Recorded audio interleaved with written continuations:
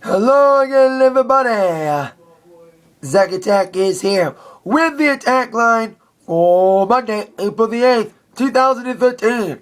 Alright, if you haven't noticed, I am shooting on my brand new 4th generation iPod. Just got it today. My old gen iPod, my 3rd gen iPod died when a headphone jack died, but I'm using it, the USB port for the 3rd gen for my DJ use. So this new iPod I'm taping off of is for personal use. So I'm just testing this bad boy out because I'm going to tape this Atakline on the road if I'm not home a lot. Which sometimes I'm rushing home to make it at home. So now I can make it on the road now with this new iPod that I'm taping off right now. So let's get things going.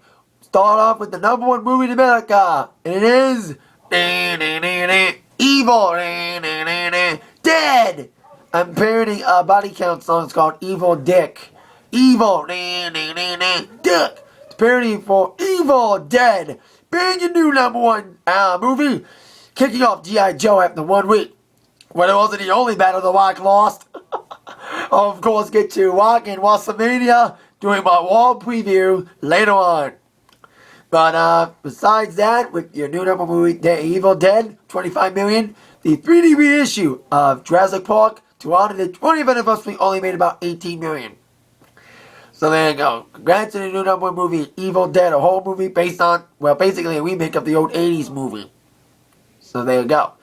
Now, with the rest of the entertainment news, starting with a death, where besides the death of Margaret Thatcher, the former British Prime Minister, another death took place today, just before I made this. It was news that Annette Funicello, the original Musketeer, one of the original Musketeers in the original 60s Mickey Mouse Club, died at the age of 70 following complications from multiple sclerosis, which she's battled since 1992.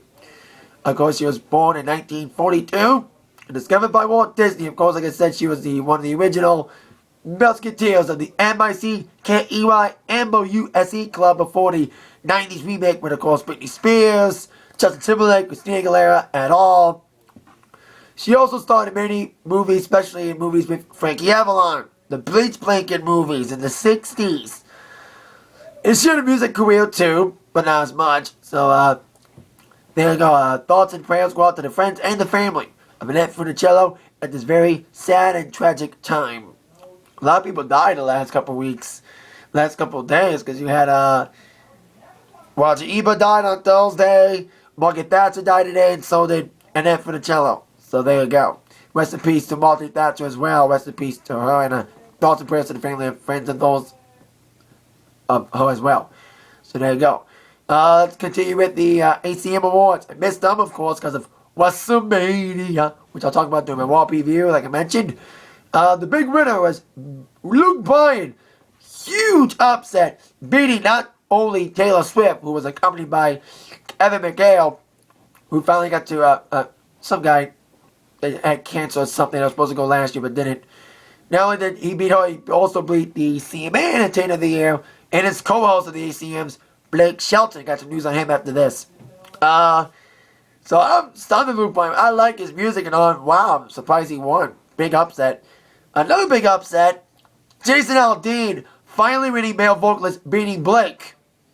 Even though Blake lost, his wife was the big winner, winning the most awards. 3 awards. Miranda regained the best female vocalist and also got the single and song of the year for over a year. At the CMAs, it just won only the song, not the single and song. The single at the CMAs were won by Pontoon. Speaking of that, little big down low, they did not win the single of the year for Pontoon. They did win for group of the year. And duo of the year, Thompson Square won again. Second year one for that. Album of the year, Eric Church did win that for cheap, like he did at the CMAs. And also Best New Artist went to Florida Georgia Line. So there you go, that's some of the big winners. And also Vocal Event of the Year, I think that went to Jason Aldean with Luke and Eric. The only way I know from, of course, Jason's album Night Train. And ACM's had its highest ratings in years. So congrats to them for that big achievement. I bet you a lot of wrestling fans were like, WrestleMania sucks. Let's flip to the ACMs. Especially since maybe it was kind of a mixed bag last night if you didn't see my review. So there you go. ACM's big winner Luke Bryan with the Entertainer of the Year, but Miranda won the most. Now, of course, Miranda's married to Blake Shelton. Performing last night was he and also Kelly Clarkson, who's engaged to Brandon Blackstock, who just happens to be Reba's son. So Blake Shelton, probably doing press interviews, that he is going to officiate Kelly's wedding. So that's going to be very interesting. He said that during the Entertainment Tonight on the red carpet. He's like, well, Kelly said that, well, we're already technically married when the ceremony happens. So it's not like it's going to be boring or anything because it's Blake being the officiator. So that's kind of interesting that Shelton had performed the same function officiating the wedding for Ashley Monroe of the Bristol Annies and Angelina Presley. He basically officiated both their weddings. So that'd be interesting. Blake Shelton to officiate being the minister of Kelly Clarkson's wedding, whenever that is. So that's interesting to read. Now some tour news on one of Romeo, Michigan's own, Kid Rock. Now he's been on the Rebel Soul tour, including some select dates, not in Michigan, unfortunately, with Bob Seger. But today, Kid Rock announced his new summer tour. I like the name and the concept. It's called $20 Best Night Ever Tour. And that's what the tour is. Every seat of every show is $20. That's cool. That every seat's $20, Lawn and Pavilion. And he's even going to scalp himself. He's going to scalp his own tickets and sell them to a booker himself. He's also going to reserve the last 2 rows and upgrade fans the day of the show. And also, discount on beer. They're going to lower beer prices, lower merchandise prices to include $20 t-shirts. The t-shirt prices are ridiculous. And also you can buy them at Walmart without the fees. That's kind of cool. And also, there'll be some special guests on select dates of the tour. Cool and the Gang will join them. And Uncle Cracker will join them. But thankfully, for Detroiters, Cool and the Gang will not be in Detroit. ZZ Top will be here in Detroit on my birthday weekend, August 9th, 10th, and 11th at Pine Knob, a.k.a. DTE. It is Kid's first performance at DTE in 3 years. The last time we did a big show in Detroit, it was at Comerica Park 2 years ago. So there you go. Kid Rock launches his $20 tour. So if you got $20 in your pocket, plus fees, you can see Kid Rock and ZZ in Detroit. And of course, Corner Gang in other cities, and same with Cracker. Mostly amphitheater tour. So there you go. Kid Rock announced his new tour. I like the concept. $20 for each ticket. Now, with new single news on Selena Gomez. New single was supposed to come out tomorrow. Same with Avril Lavigne's single, which is still coming out. But Selena's new song, Come and Get It, premiered today because the song got leaked. I hate it. It's a different sound for me. I'm used to like a pop song. I wanted like a Love You Like a Love song too, because I'm a disc jockey. You know, I want to have good poppy dance songs. The song's kind of weird, kind of like that tribal vibe with tumblers. You know, like it sounds like a Punjabi song. Almost sounds like Greg Khali's entrance, but more girlier. It's okay. It'll take me time to dig it, but it's not dancey at all. Unlike Selena's other singles, it's kind of a new direction for. I'll give her credit for that, but I wish it was new direction onto a dancey side. So there you go. Selena Gomez's new song is on iTunes now. Come and get it. No, it's not a Butterfinger cover. So there you go. Now I'm with some news on a collaboration back together again. Last week it was announced that Butterfinger was going to reunite with the Simpsons and bring back a classic nostalgia campaign for the 90s. Nobody better lay a finger on my Butterfinger. Yes, Bart and the Simpsons are back endorsing Butterfinger. It's been about 12 years since Butterfinger's done any commercials with the Simpsons. And now they announced last week they're reuniting with a social campaign. Hopefully it'll end up in print and hopefully commercials on TV. So that's cool. I like Butterfingers mostly because of the Simpsons commercials. They were fun commercials back in the day. And can't wait to see what they're going to do with the Simpsons back on board with Butterfinger. So there you go. Simpsons Butterfinger. Reunited and it feels so good. Alright. On with sports. U of M tonight, the big game tonight. U of M won their game on Saturday, defeating the team that they were up against to face in the championship game tonight against Louisville. Good luck to the Big Blue. Go Blue! Go University of Michigan tonight. Besides that, Bellator was on Thursday. The season finale was on for Bellator this past Thursday. It was a decent show. Don Marshall, Brett Cooper match. That was a killer knockout. And Frodo Kuspalayev and Mike Richmond. That was a decent match as well. And of course, back here and getting the submission on Shabalayev to end the season for Bellator this past Thursday. It'll resume this summer and include an Ultimate Fighter type show with, of all people, judging Randy Couture. That's interesting.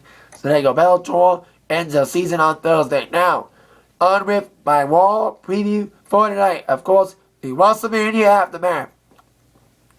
Question number 5 of the top 5 questions that must be answered tonight. Will the mixed tag match take place tonight? Now, good or bad, mostly good. The mixed tag match involving the Funkadactyls teaming up with Tons of Funk, Brothers and Sweet Tea versus World Scholars and the Bellatrins got cut. Probably, like I said, due to time constraints. Like I said in my Mania review, if you didn't watch it, I think Triple H and Lesnar ran over than they were supposed to. So the mixed tag will probably take place tonight. But it doesn't make up for the fact that the IC title match was not on TV. The pay-per-view last night, it was still bullshit. The pay-per-view was decent. If you didn't say my Mania review, it was kind of a mixed bag. Takeover Punk was the best match of the night. For me. That was the only really good match. Cena Rock wasn't that bad, but it was Rock and Cena again. I bet you we see Cena Rock 3 next year, and I'll be fucking surprised. Question number 4. What's next with Triple H and Brock Lesnar? Yes, Triple H won. That means his career ain't over, and Shawn Michaels didn't screw him, and Ziggler still has the Money in the Bank. Kind of a uneventful Mania, but anyway, we'll see. I bet you Triple H ain't gonna wrestle that much. Like, why did he lose? He ain't gonna wrestle no matter what, you know? He's a part-timer like Taker. Only appears like once or twice a year. So, and Lesnar, I'm hearing he may be at Extreme Rules, so we'll see if Lesnar may say, maybe have a rematch with Triple H at Extreme Rules, who knows?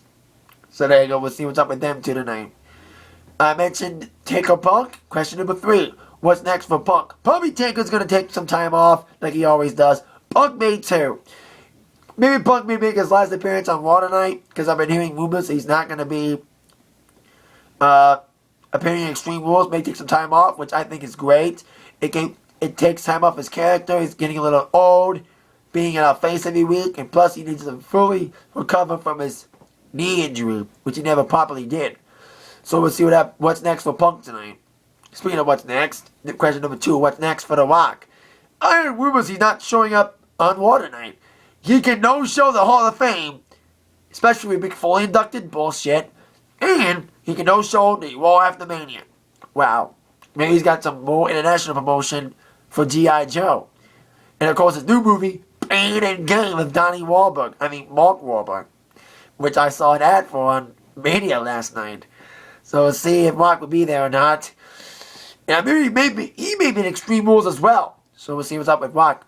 And of course, number 1, who's next for the new WWE Champion John Cena? I love it and hate it. I hate Cena with all my guts, but the only good thing about Cena winning, I think everyone's going to say the same damn thing. At least we have a full-time WWE Champion, a man that will be there every fucking week. Take that, Rock. So anyway, we'll see what's up with Cena and who's he going to face next. Probably in Extreme Rules. And on the side note, congrats to Trish Stratus, Hall of Famer. She's pregnant. Awesome. So there you go. WWE Raw, Mania Aftermath tonight at 8 on USA Network. Kind of tough to flip between that and, of course, the U of M game. Go Blue tonight. That is it for the Atakline for today. I'll see you all later for my Raw review tonight. It'll be on my webcam, not on the iPod. I'm just testing this. But you're probably going to see some videos on this iPod because I'll be on the road a lot. With that in mind, you've all been attacked by the news from Zach. Thank you very much for watching. Yeah.